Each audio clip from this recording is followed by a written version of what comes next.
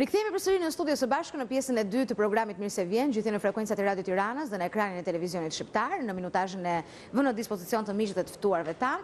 Kam bëritur në studio, ju uroj mirëseardhjen në Mirë se vjen, zoti Satitin Çeliku, ish zëvendës ministri i transporteve, publicist, aktiv në shtypjen e ditës, thuajse çdo ditë e dëgjoj dhe lexoj emrin tuaj. Mirëmëngjes dhe mirë se erdhët. Faleminderit se gjetët në urive për emisionin. Faleminderit shumë. Aq simpatik për televizionin shqiptar. Faleminderit shumë, zoti Satitin. Si kundër thash, jam e fokusuar në atë që ju shkruani, që e botoni çdo ditë në shtypjen e ditës, po edhe në faqen tuaj personale në rrjetet sociale, dhe në morinë e tematikave të ndryshme të kohëve të fundit që ju keni trajtuar, unë kam mbetur dhe kam zgjedhur transportin bashkëkohor dhe modern, edhe për llojin e shkrimit, edhe për llojin e pyetjes, që të gjithëve na intereson transporti, të gjithë jemi të ankuar dhe ankohemi çdo ditë, sepse sigurisht performanca e transportit në këtë vend është për tokë dhe për dhe, po pyetja ime është që po këto nuk janë kështu me të rënë të lapsit, se nga pikpamja teorike, okay, po ka edhe çfarë zgjidhje praktike që në fund fare për t'i pasur dhe për t'i poseduar këtë si shërbim. Në fakt është një tematikë interesante, po të kemi parasysh sot transporti është një industri mjaft e zhvilluar dhe ka zënë vendin qendror në politikat ekonomike të vendeve të zhvilluara, por edhe atyre në zhvillim. Kështu, shikojmë për shembull që ka vende që shkon 30 deri në 35% të prodhimit përgjithshëm brota, vetëm transporti, po ka edhe vende si Hollanda, Belgjika, që zotërojnë 2 portat më të mëdha të botës, që edhe më shumë se kaq, do të thonë, kanë. Por transporti është i rëndësishëm edhe për faktin që përmes saj ka filluar të kuptohet që përmes saj pa transport nuk ka zhvillim. Pa transport nuk ka lëvizje të lirë, nuk ka lëvizje, nuk ka shkëmbim mavrash, nuk ka, do të thonë, zhvillim të degëve dhe nëndegëve të tjera të ekonomisë. Kështu që kjo është një arsye e fortë që vendet e fuqishme ekonomike, si Kina, Rusia, SBA-ja, Kanadaja, Britania, Gjermania apo Franca, po investojnë miliarda dollar për vepra arti, ura, kurudha, apo ajo që themi transporte alternativ, do të thonë, transporti mashina. Do të thonë që ka parasysh kostot e transportit, ka parasysh ndotjet e mjedisit, ndotjet ambientale, ndotjet akustike edhe kështu me radhë. Kjo është edhe një arsye që më ka tërhequr ideja, do të thonë, sepse edhe këtu në vendin tonë, do të thonë, fakti që investohet në rrugë, po investimet janë parciale. Investimet nuk janë produkt të politikave të mençura, që transporti të shkojë si një tëri i zhvilluar. Jo. Transporti, unë sapo ka përfunduar një libër dhe e kam titulluar, domethënë, evolucion, transporti dhe evolucioni problemor. Që në pamjen e parë, kur udhtojmë nëpër superstrada, na duket se gjithçka kemi arritur. Në fakt kemi arritur asgjë. Sot Shqipëria është si në vitin 45, nuk ka ekurudh. S'ka ekurudh Shqipëria. U prish një terminal i ekurudh të Tiranës, dhe po të veni re, transporti rregullor funksionon me 2 vagone, me 3 vagone, diku s'ka sinjalistika, diku nuk ka balasta, diku nuk ka ascensor, nuk ka traversa, edhe kështu me radhë. Transporti ka ardhur kohë që transporti të merret si një. Ne kemi një transport një herë, pastaj të flasim për modern dhe bashkëkohor, se një pjesë e mjeteve të transportit dhe shërbimeve na mungon, siç është e kurudha. Sot në botë, në kanë kushtuar vëmendje të mëdha edhe kostot e transportit, sepse ha shumë në botën e biznesit, transporti është vend të rëndësishëm në produktet e biznesit. Kështu që kjo është arsye që Franca po dhe mjaft vende të zhvilluara, domethënë, po i mshojnë shumë transportit, domethënë, multimodal. Transporti multimodal, do të thonë, këtu që ne ende nuk ka filluar, ende nuk bëhet, dhe mu më bje keq për shkakun se deri në vitin 85 filloi transporti, edhe pse nuk njihesh që ishte produktiv, ishte transport i zhvilluar, bëhesh. Po si bëhet, do të thonë, mbi bazë disa mall. Nëse një mall transportohet me anije deri në portën e Durrësit, kishte një VKM e cila nuk lejonte në një drejtim me kurudhën transportohesh me transport rrugor. Kështu që nëse malli destinohet për Tiranë, nga ania do të imbarkohet në Ekurudh, do vinte me Ekurudh deri në Tiranë. Kjo, domethënë, transporti ndërkombëtar është kur transporti është shumë mënyrësh. Kjo çon në uljen e kostave, domethënë, vjen me det, bëhet me Ekurudh ose me transport detar, ose me Ekurudh, transport detar, transport rrugor. Kjo çon në uljen e kostave, domethënë që se sot ne paguajmë, bile bota e biznesit në Shqipëri është shumë problematik. Sepse po të shikon biznesit, biznesmenët, qoftë ata që merren me ndërtimet, qoftë të tjerë që merren me import-eksportet, merren edhe vetëm me transportet dhe pa e njohur fare atë, pa ditë edhe çka kostos ka ky transport.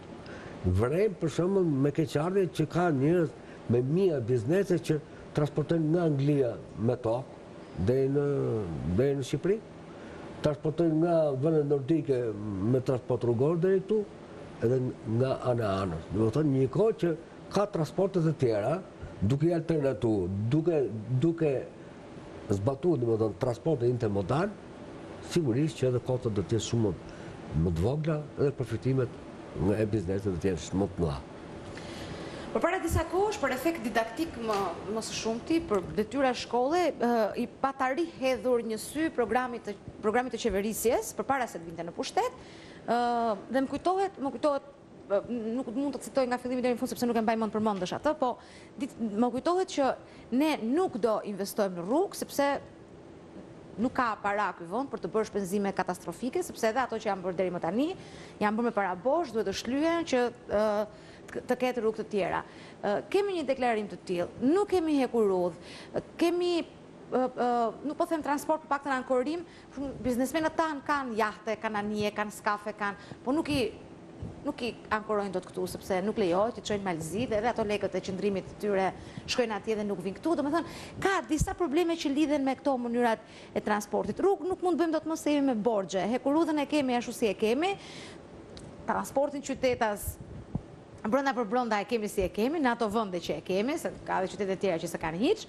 Kështu që duket sikur është një sektor i cili është ndër më të varfërit, po themi, në Shqipëri. Dhe kur flasim për, ju thash dhe që parë, kur flasim për transport modern dhe bashkohor, duhet kemi parasysh që kjo përkthehet edhe në të ardhura. Unë nuk besoj se në këtë vend ka njëri që nuk e di që transporti me tren është më i lirë, është më komod, është më i shpejt nëse do ishte në parametrat e vetë të dur, sepse s'ka trafik e tjera. Pra nga pamje teorike të gjithë dinë që kështu është shumë mirë. Puna është kjo përkthehet në kontribut financiar, apo jo? Me sa jam informuar, ka një program që është real, për politikat në transport. Edhe lëvizjet në këtë drejtim ka filluar. Ka filluar edhe paralel, edhe për zhvillimin e porteve, teknologjisë përpunimit madhe në porte. Mund të them për shembull që për pak ditë filloi investime në portin e Vlorës, port i cili pas Durrësit të shumë kryesori, dhe atje do të investohet, domethënë jo pak, po goxha miliona dollar atje. Portet e jates, portet turistike për fjalë, të cilat i kanë munguar vërtet ka ata. Të bërë fotografia e shtetit në të portet e vogla sa të dinë. Po bëhen edhe këto do bëhen shumë shpejt edhe këto, edhe portet e peshkimit. Ka lëvizje edhe me portin e Shëngjinit, edhe me portin e Vlorës, po dhe portin Durrësit do pak ndërhyrje, sepse po marrin për shembull drejtuesit e dikurshëm në portin e Durrësit grafa më e madhe. Nuk gjen as port në botë, më të shkojë Ekurudha në port. Ka qenë motor i jetë që në 45, 47. Nuk ka, e prisën. E prisën asfaltuar, e betonuar, e bërë e hoqën fare. Ose po marrë terminalin e pasagjerëve. Ka prisë të gjithë pjesën urbane të qytetit. Ka bërë daljen ke terminali i pasagjerëve të Ekurudhës, një dalje e gabuar, dhe po të shikosh konfigurimi, konstruksionin e gjithë terminalit, një terminal, unë nuk e di, po t'i ndërgju 5-6 milion euro atje është gjë e madhe. Sa ata raportojnë 25 milion, janë hullur aty. Aty vetëm llomarinë e xham ka s'ka gjë tjetër. Nuk bëhet fjalë të terminal që të shkosh deri në Tuzë të shkosh, E të shkosh në Budva Petrovac, i gjenë më mirë se sa këtu apo në Tivar, do të thonë. Kështu që ka filluar kjo punë, ndërkohë që me rrugët është vërtet ajo që the ti se borxhi publik që u trashëgua. Borxhi jashtë, një borxh katastrofik që i kalon 10 miliardë euro. Një vend kaq i vogël me 10 miliardë euro, domethënë gjë ndërmarrën gjithmonë ke borxhi. Ke borxhi dhe harroj që brezat i paguajnë të borxhe. Nuk ka mundësi të bëhet me përjashtime veçanta, siç është rasti i superstradës Tirana-Elbasan, e cila Që si me thënë do korrigjohet, përse do finis në fillimin.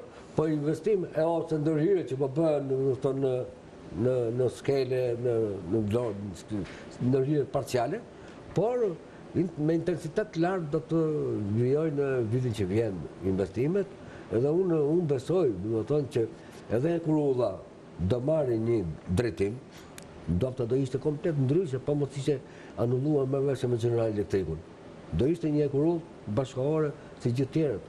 Vërtet ishte pak shtrenjtë atëherë me të marrëveshje, por kur s'ke para edhe do ta pranosh një gjë tillë. Po sot do kishim një Kurull, do të thonë të shpejtësisë madhe edhe shumë bashkëkohore. Në ditën e sotme, gjatë leximit të shtypit të ditës, vura re një shkrim një artikull nuk kujtohet se ku, që rrugët do jepen me koncesion, sepse sigurisht ato rrugët do ndërtohen një herë, po ato edhe duhen mirëmbajtur me kalimin e kohës, dhe në fund fundit çfarë problemi ka pse duhet i paguajnë njerëzit rrugët njësoj. Rrugët paguhen atëherë kur i përdor. Nëse ju i përdorni rrugët më shumë se sa unë, ju i paguani më shumë se sa unë, apo jo? Ka praktika të ndryshme të kësaj pune. Pa marrim Suedin. Suedia ka një drejtori të përgjithshme që varet nga shtetërore. Ku ma gjetë të shembull me Suedin, nuk gjeshen një vend pak më të varfër se Suedia? Të gjitha taksat shkojnë ke kjo që quhet fondi rrugëve, kështu quhet atje. Fondi rrugëve. Dhe ai përdoret për ozgja, fondi i madh, për mbajtjen e gjithë superstratave. Këtu që ne shkriju një alibi, sikur ata taksa që paguajmë atje në kontroll teknik, janë të mëdha dhe mjaftueshme për të mbajtur rrugën. Ja. Është një fond tepër simbolik që s'ma do të një aks, do të marrë, domethënë 18.000 kilometra që ka Shqipëria. Domethënë edhe janë 2.000 që rrugë të reja, në akse të reja, 20.000 kilometra aq ka Shqipëria. Nuk i mban dot me ato taksa. Kështu që është domosdoshme një sipërmarrje private të taksohet, kuptohet që kjo është një risk për përdorësit mjeteve, por është dhe sër, sepse... Në aspektin social nuk mund të quhet i varfër një që ka makinë. Dakor, po edhe aq keq nuk është, sepse nëse të thyet disku në rrugë me ndonjë super grop në superstrat, është dhe drejtuesi i mjetut që kërkon llogari pastaj, sepse paguan për shërbimin dhe nuk mund bitet me një grop në Tiranë-Durrës apo ku diun Tiranë-Elbasan. Po këtë politika në këtë aspekt. Në qoftë se unë preferoj të ikë shpejt në Elbasan, do duhet të paguaj këtej nga superstrata. Si është kudo, ose ndryshta me rash rrugët dyqësore. Si që ka gjithë bota, unë do të bie nga Rogozhina Peqinit për të shkuar në Elbasan edhe s'kam taksa atje. E njëjta gjë më ndodh me Durrësin. Dua të paguaj ikë shpejt, preferoj të nga Vora, superstratën. Nuk dua të paguaj, bie nga Ndroqi. Do ketë diferenca të politika kësaj pune, për ka ardhur kohë që duhet të paguaj si rrugën e Kombit. Ende pa u inauguruar, pa mbaruar dy lote, ende pa mbaruar ato, ajo është bërë për ndërhyrje. Është bërë gjithë për ndërhyrje, ku do gjetën parat? Dilandi nga vëllezërit tan 1 kilometër më tutje. Ata kanë bukur ato, më të mirë, edhe me pak para. Me pak para. Pa, edhe s'kemi pat. Ne kemi pat, po kemi dëshirë t'i ndajmë me shumë njerëz, dhe kemi të pamundur që t'i përdorim aty ku duhet. Tani do t'i ndajmë pak me njëri tjetrin, në rastet të tilla të nevojshme duhet ta mbështesim financiarisht njëri tjetrin. Po. Me qenë se jemi këtu, domethënë kisha merak të them 2 llave për sipërmarrjen e Bashkisë Tiranës. Sa po do t'ju pyesja? Bashkia e Tiranës futi në mbledhjen e radhës në Këshillin Bashkiak miratimin e projektit të terminalit multimodal. Multimodal i thonë ata, por personalisht mendoj që ka shpërdorim të termit teknik, shpërdoruese, domethënë. Ata i mendojnë që është një terminal pasagjer, po nuk ka bota kështu. Ata ndofta kanë marrë praktikën e Afinës, që ka veç terminalin domethënë e punimit madh në Pire, po marrin apo Selanik, edhe veç e kanë aty për pasagjerët, por ai nuk është terminal multimodal, një, dhe dyta nuk knaq interesat publike. Mete $41 milion, një vlerë, në më thonë, jashtë masa e madhe, në më thonë, nuk knaq. Ajo ka, në më thonë, ndërtohet me një inventar teje të kufizuar. Unë pasave nuk kaq. Që, po marë praktikat e vendeve që afrojnë me zhvillimin e Shqipërisë. Që këto lloj terminale që kanë, jo vetëm thjesht për pasagjerët, por kryesisht për mallrat.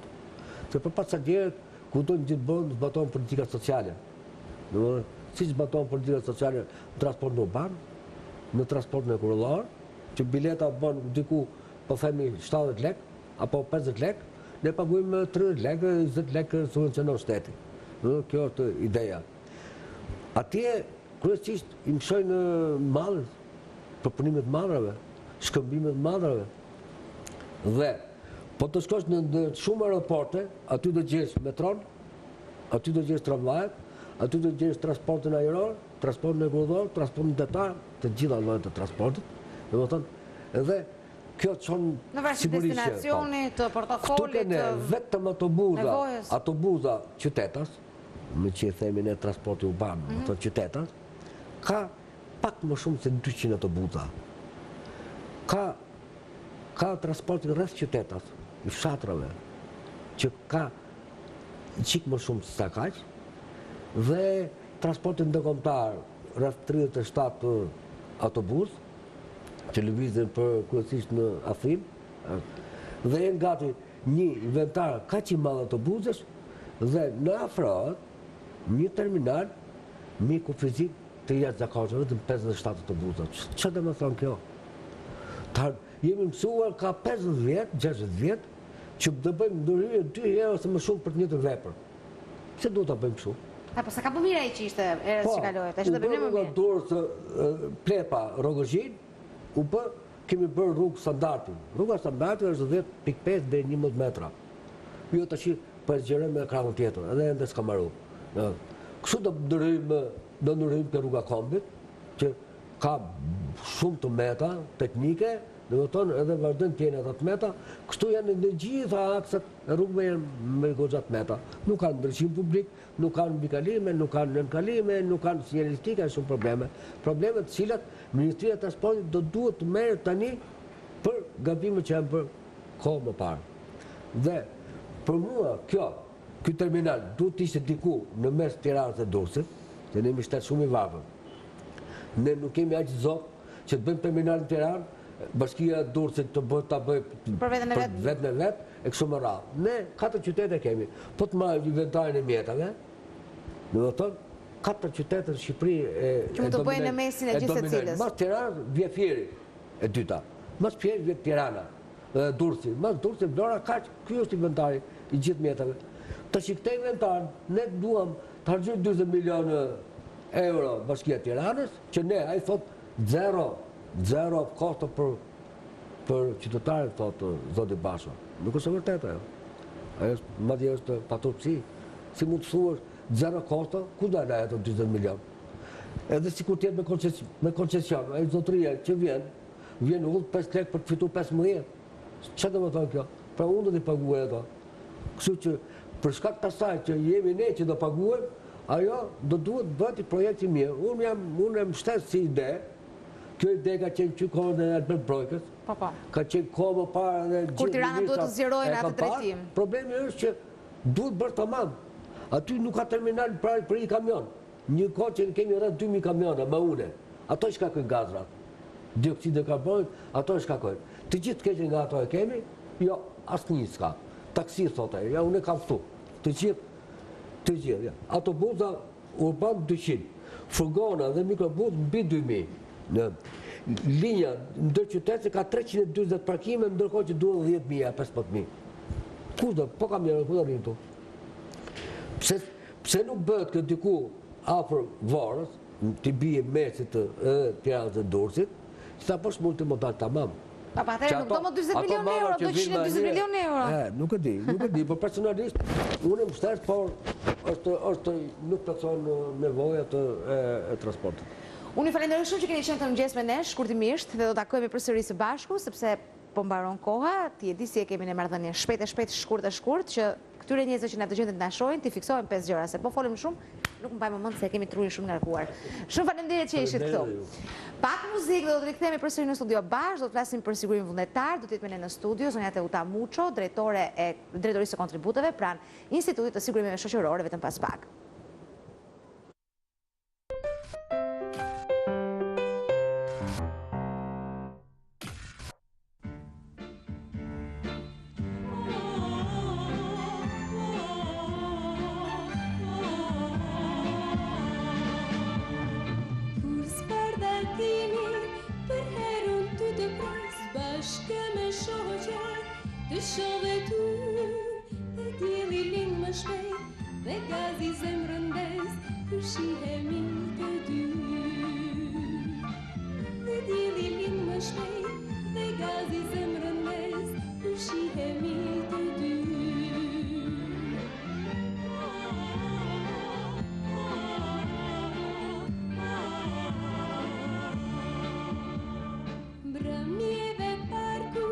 Shëtisim bashkë të dy dhe vladi vlokat në përgëdhej kur vëllon në dhej me stritesh unë e ti me pranë të dy kur vëllon në dhej me stritesh unë e ti me pranë të dy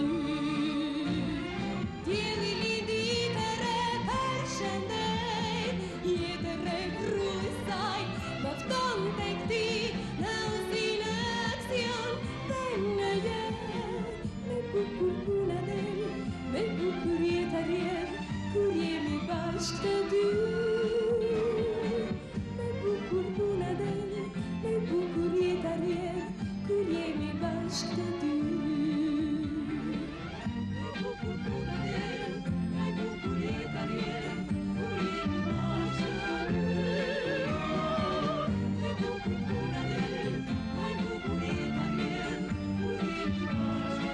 të dy kur s'parda dini për herën ty të pres bashkë me shoqet të shove ty dhe dili lind më shpejt dhe gazi zemrën bez ku shihemi të dy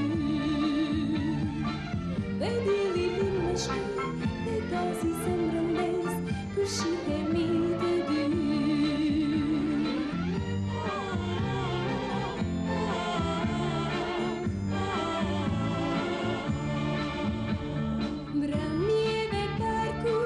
shëtisim bashkë të dy dhe vladi vlokat në përgëdhej kur vëllon në dhej me stritesh unë e ti me pranë të dy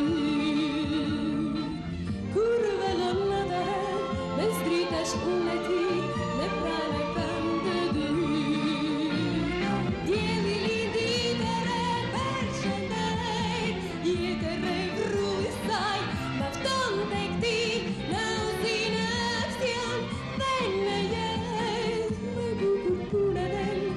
bukur jetë arjer kur jemi bashkë të dy me bukur puna del me bukur jetë arjer kur jemi bashkë të dy la la la la la la la la la la la la la la la me bukur puna del me bukur jetë arjer kur jemi bashkë të dy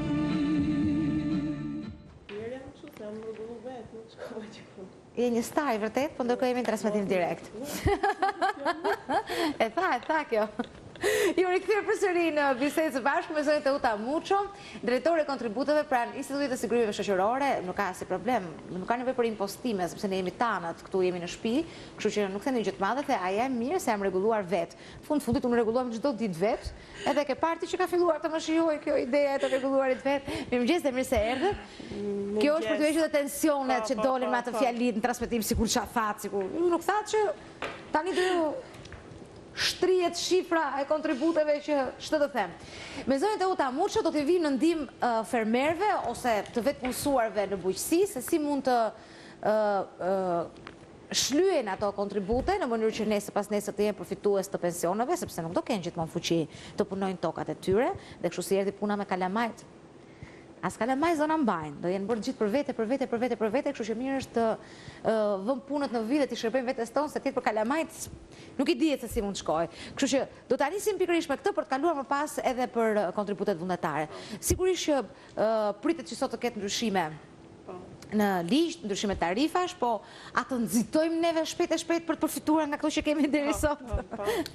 Së pari falenderoj që kam kënaqësi që jam në studio me ju, se gjithmonë ju kam parë nga televizioni dhe sot kam rastin të të njoh direkt. Faleminderit. Të falenderoj dhe për temën që më ke thirrur, se është një temë goxha me interes. Akoma nuk është bërë edukat për çdo njeri, kushdo qoftë, si i fshatit dhe i qytetit, për të qenë i siguruar. Sepse vitet kalojnë shumë shpejt dhe njeriu e shikon veten një ditë që është i pasiguruar dhe ashtu siç thatë dhe ju, mbetemi në duart të kalamajve. Tashi hyn tek tema, domethënë, e sigurimit në skemën e të vetë punësuarve në bujqësi. Po ta shikosh si skemë nuk është e detyrueshme, është shumë vullnetare, por duke parë interesin e madh që kanë fshatarët për të qenë të siguruar, sepse si që dihet, shteti subvencionon 57% në buxhet për ato të zonës malore dhe 43% për zonën fushore, që këta të vetë punësuar në bujqësi, po them, të marrin një pension të barabartë me atë të qytetit. Pra me një pagesë shumë minimale, je i barabartë me qytetin. Siç janë planet në vitet në vijim, ky do vi një barazi, domethënë, e pagesave dhe ky përfitim nuk do jetë më. Kështu që kush ka mundësi ta bëjë në këto kushte të kësaj skeme dhe të këtyre shifrave përfiton. Me një shumë për zonat fushore, me një shumë 30.000 lek në vit, domethënë, i vetë punësuar siguron një vit sigurim. Dhe është, më thëmë, po them 30.000 të reja, 300.000 të vjetra, dhe 23.000 të reja për zonën malore. Pra, si shikohet, kjo është një shifër goxha e vogël për të menduar që të përfitosh një pension të barabartë me atë qytetit. Përfitimet e tjera janë se një njeri i futur në këtë skemë përfiton pensionin familjar, familjari i tij, pensionin e invaliditetit, gjithashtu gratë shtatzana përfitojnë lejen e lindjes, shpërblimin për gjithë vitin mbas lindjes dhe gjithashtu dhe në raste sëmundjesh të ndryshme, ilaçet janë falas. Ka një kusht. Pagesa duhet bërë brenda 3 mujorit që mos kapësh kamat vonesën. Do me thënë, data e fundit e pagesës do jetë data e fundit të 3 mujorit. Kjo është e rëndësishme, sepse je detyruar pastaj. Pra nëse ke bërë pagesën në 15 mars, do duhet ta bësh brenda 15 mars, më falni, brenda 15 qershorit. Jo, pagesat janë 3 mujore, janar mars. Ti ke të drejtë deri në datën 31 mars të paguash këtë 3 mujor dhe pastaj me radhë në fund të qershorit paguhet 3 mujori dytë dhe nuk është e mira të kalohet asnjë ditë sepse kjo ka kamat 0,5% për çdo ditë të kaluar. Prandaj njerëzit duhet, domethënë, të futen në skemë dhe ka dhe kushte tjera që këta persona që futen në skemë duhet kenë bërë moshën 18 vjeç, duhet kenë tokën sipas ligjit 7703, në rast se nuk kanë tokë të tyre, është me akt notarial, mund të marrin qiramarrje toke, tjetra që të kenë aktivitet bujqësor dhe blegtoral dhe të jenë banor të atij fshati, sepse nuk mundet një njeri që jeton në Tiranë, për shembull në periferi të Tiranës, ka një tokë në Kukës dhe ky person duke jetuar këtu të përfitojë nga ajo tokë atje. Duhet të jesh te toka jote, ta punosh tokën, të kesh aktivitetin tënd, sepse kemi shumë raste të kësaj natyre. Tashi, monitorimi i tyre është që këta persona, po që se do paguajnë, një person që është këtu në laprak, paguan për atje, kur i vjen dita e pensionit, vërtetohen të gjitha këto kushte që unë thash, dhe në rast e një nga këto kushte është i shkelur, ajo humbet lekët dhe humbja e lekëve është e rrezikshme, sepse lekët mund të kthehen kur bëhen jo në mënyrë ligjore deri në 5 vjet. Lekët e siguruara gabim. për X arsye. Për shembull, ai ka qenë këtu, ishte një arsye, ose s'ka pasur tokën, sepse ndonjëherë inspektorët e bujkut, për të krijuar të ardhurat që i kërkohen me shumë ngulm nga ne, drejtuesët, që duam të realizojmë planin, mund të bëjmë dhe sigurime gabim.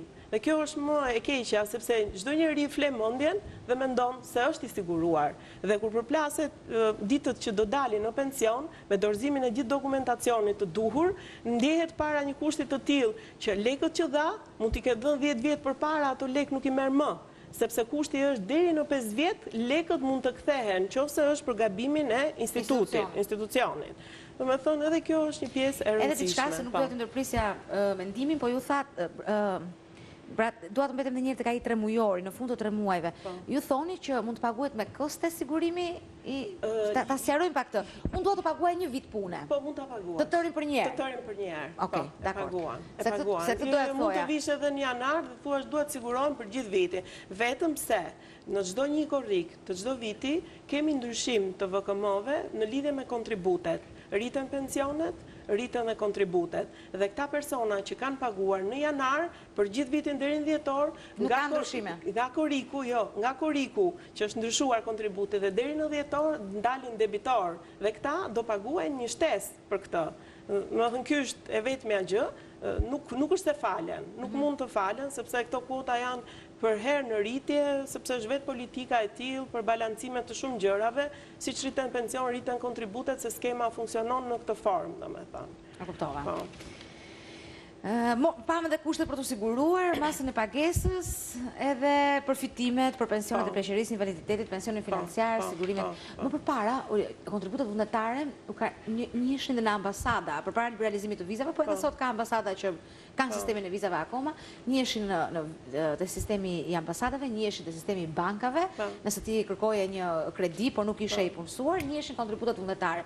Nuk e di nëse janë akoma, po se si është kjo punë, nuk është vetëm puna e pensionit, po nuk të lënë të bësh gjap, po nuk paguat sigurime, kështu që merrni bëni sepse do bini brenda në drejtime të tjera.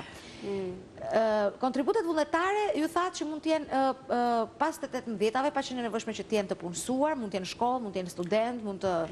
Tashti, po. Desha një mbyllje për pjesën e vetë punësuarve, një konstatim që bëjmë nga statistikat që kemi, vjet re që numri i futjes në skem vjen duke rënë. Kjo ka dhe arsyet e veta, sepse një pjesë e tyre, domethënë, dalin në pension dhe kalojnë, dalin nga skema, por vjet re një mos edukim i brezit të ri me këto që siç e thash dhe më përpara. Që 18 vjeç, këta njerëz duhet futen dhe kanë rastin, unë i bëj dhe një herë thirrje, sepse edhe, domethënë, qeveria aktuale po e mbështet shumë sektorin e bujqësisë me subvencione nga më të ndryshmet dhe kjo gjë do t'i ndihmojë akoma më tepër, prandaj krahas punës tyre, krahas prodhimit tyre, ata duhet të jenë edhe të siguruar. Kalojmë. Para se të kalojmë aty, se u kujtova edhe për të rinë tani. Por i vërtetës, ne do t'i themi pak gjërat siç janë, shumë troç. Ne punojmë në një vend ku sistemi i dy borderove është jo fenomen, po është s'di çfarë them. Tani unë them që unë e kam rrogën 700.000 lekë të vjetra. Ndërkohë paguaj sigurime për 280.000 lekë të vjetra. Edhe them unë që tash një person i mësuar me 700.000 lekë në muaj, flas për filozofinë e të rinjve gjithmonë.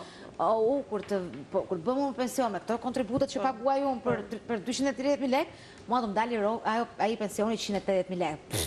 My nga njëri vesh, ndër nga tjetri vesh, sepse jam mësuar me të tjera standarde. Dhe kjo në fakt uli dhe predispozitën e të rinjve për paguar sigurime. Hiq rastet kur e kanë me detyrim nga punëdhënësi. Apo jo? Po, në këtë rast jemi këtë vetë punësuarit dhe është më shumë vullnetare, sepse kemi inspektorë në gjithë rajonet, në gjithë komunat, që shkojnë der më der, dhe këto flet palosjet shpërndahen, do me thonë, nuk e di, kamera mund të ashu, kemi flet palosje, kemi dhe postera shumë të mdhenjë, që ngjiten në për komuna, bëhet një propagandë goxha e madhe, dhe do me thonë shkohet si mund të mbë der më der, përgatiten listat nga ditëlindjet e tyre, dhe kjo është gjë që bëhet, por gjithsesi, do me thonë, unë them se edhe kjo emision do ketë efektin e ti. Duhet sa më shumë, do me thonë, ti sensibilizojmë, ti edukojmë, se është një lloj edukate, si që thash dhe më përpara. Tash i kalojmë te tema e vullnetarit. Sigurimi vullnetar është një drejtë që ka çdo shtetas, që është shtetas shqiptar apo i huaj që jeton në Shqipëri, ose shtetas shqiptar që jeton jashtë kufive të Shqipërisë. Ka dhe kjo skemë, është vullnetare, si që ka dhe vetë atë emrin. Ka disa kushte. Kushti i parë është, si që thamë, mosha 18 vjeç. Kusht tjetër është ky sigurim duhet të paguhet pa ardhur e drejta e përfitimit. Do me thënë në gjuhë më popullore, pa ardhur dita e pensionit. Sepse ka shumë njerëz që ditën që mbushin datën 60 vjeç, po them për femrat dhe 65 për burrat, se sot ne po flasim me ligjin aktual, sepse ndryshimet do fillojnë nga janari 2015, dhe unë nuk dua që ti konfuzoj njerëzit. Çfarë do rritet në mosha? Po, në mosha e grave do rritet. Ku do shkojnë të rinë punë? Po, do rritet shumë gradualisht, derisa të arrijë moshën e burrave, të barazohet. Do të thënë është një temë tjetër, ndoshta janë tjerë specialistë që, më thënë, flasin dhe për këtë fushë. Kushti do me thënë është që njeriu mos ta lër veten ti kontrolloj vitet që ka, sepse ti mund shkosh për të paguar sigurimin vullnetar kur ty të shmbushur mosha e pensionit nuk e bën dot. Tjetër kusht është që të vetë punësuarit në bujqësi subvencionohen si thash nga shteti, edhe ata nuk kanë të drejtë të hyjnë në këtë skemë. Dhe tjetër kusht është që ata shqiptarë që ndrojnë në shtetësinë, do me thënë që nga momenti që kanë marrë në shtetësi tjetër, nuk kanë më të drejtë futen në këtë skemë, kanë të drejtë para ndrimit në shtetësisë nga viti 93 deri në momentin e ndrimit, do me thënë. Tash sigurimi vullnetar është një skemë që më thënë funksionon me një pagesë mujore, aktualisht 4.110 lek në muaj, 41.000 lek të vjetra. Flasim me të vjetra se njerëzit sigur i kapin më shumë kur flet me këto shifra, po që se ti shkon e bën pagesën 3 mujore, ulet 1.5%, po e bëre 6 mujore, ulet 3%, dhe po e bëre vjetore, ulet 6%. Në më thënë, këto janë bonuset mira, dhe po të avërshre dhe nga statistikat në muajt janar kemi goxha prurje, sepse për shkak të e bëjnë pagesën për gjithë vitin. Paguhet paralel, Theuta, unë jam në punë, tani dhe paguaj sigurime, po për të mos humbur kohë dhe për të mos humbur para në shumë të madhe, unë tani sigurohem për 2014, dhe ndërkohë çdo muaj të shkoj të hedh 2008. Mund të bëhet? Po, tash do të them këtë gjë. Njerëzit gjatë aktivitetit tyre të punës, do me thënë, mund të kenë ndërprerje të ndryshme, për shkaqe nga më të ndryshmet. Është e mira që këtë ndërprerje mos t'i lësh bosh, sepse ke këtë mundësi që ta mbushësh këtë boshlik me këtë skemë. Kështu që çdo njeri që nga viti 93 e këtej, qa boshliku mund të ketë në vitet e punës ti, mund t'i plotësoj. Dhe po plotësojnë gjithmonë me kotat aktuale. Do me thënë, nuk plotësojnë me kotat e ati viti që a i ka bërë ndërprerje. Sepse kota, si që thash dhe më përpara, vjen duke u rritur nga vitin vit me shumë të vogël, por gjithsesi është në rritje. Kështu që prapë në një rastin, unë kam thënë dhe në televizionet tjera se për sigurimin vullnetar kam folur më shumë, ndoshta, dhe kam bërë thirrje që njerëzit ti verifikojnë gjërat, ti shikojnë, se mund të humbasësh dhe për diçka të vogël. Ka, do të thënë, pensionet janë ndarë, pensioni i pjesshëm dhe pensioni i plot. 15 vjet punë do pensioni i pjesshëm. Ke njerëz që kanë 13 vjet punë dhe mund të humbasin, nuk marrin dot as atë pensionin e pjesshëm. Humbin edhe 13 vitet e punës. Po, humbin edhe 13 vite kontribute që kanë paguar. Kjo gjë është, do me thëmë, për të ndihmuar këta njerëz. Tash aktualisht, se kjo është temë shumë e gjerë, ka të bëjë dhe me emigrantët, megjithëse edhe qeveria aktuale po vazhdojmë bisedimet me shumë shtete për njohjen e viteve të punës atje dhe këtu për bashkimin e periudhave kontributive. Janë bërë bisedime në Kanada, me Kanadan, me Belgjikën, me Luksemburgun. Po si del pensioni pastaj, si pas shumave tona, apo si pas shumave të tyre? Jo, do dalin për vitet që ke atje, bëhet për llogaritje atje dhe bashkohet me pensioni përbashkët nga të dy shtetet. Janë, në thënë, në Turqinë është në me thënë e mbyllur dhe veprohet me të dy shtetet, nërsa me këto shtetet që përmonda janë negociatat pothuajse të mbaruara, negociata janë edhe me Italinë të poshta filluara dhe me Greqinë për momentin nuk kemi, do me thënë, negociata. Sigurisht, do ishte shumë, do ishte gozhalaj.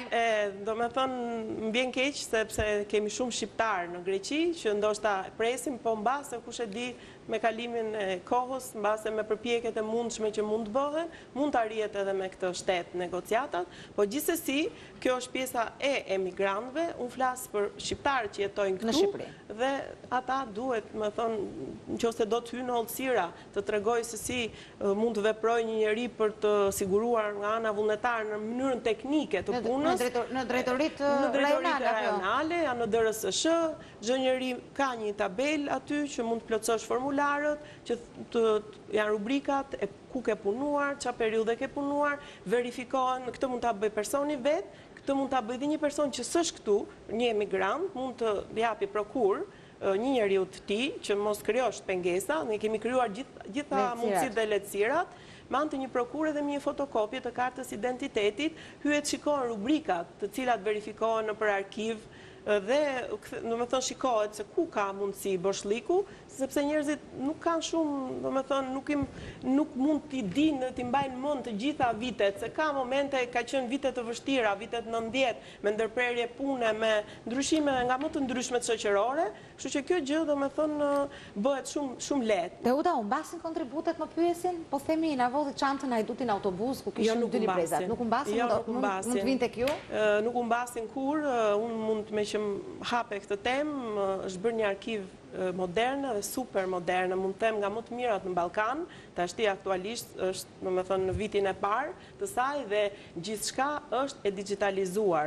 Ne aktualisht po punojmë për të futur kontributet dhe jemi në program pilot për të futur gjitha kontributet si të vetë punësuarve, si të vullnetare, gjithçka, domethënë dhe çdo njeri një ditë të bukur, të ulet dhe të shikojë vetë kontributet e tij, pa këto metodat që unë të tregova, të shkosh në DRSSH, të marrësh letrën, domethënë. Jo, nuk e kisha për vullnetarët, dhe për të përgjuar. Për gjithçka, ajo pjesë tash, domethënë, edhe ajo është e ruajtur, është te tatimet, siç është dihet, domethënë janë buxhetor, jo buxhetor, po pjesa kontributeve sillet tek ne dhe ne kemi detyrën t'i ruajmë këto kontribute. Lëshoni ju dokument për personat që janë të interesuar, por që ju ka humbur libreza, ju ka humbur një 6 vjeçar tek ndërmarrje para viteve 90.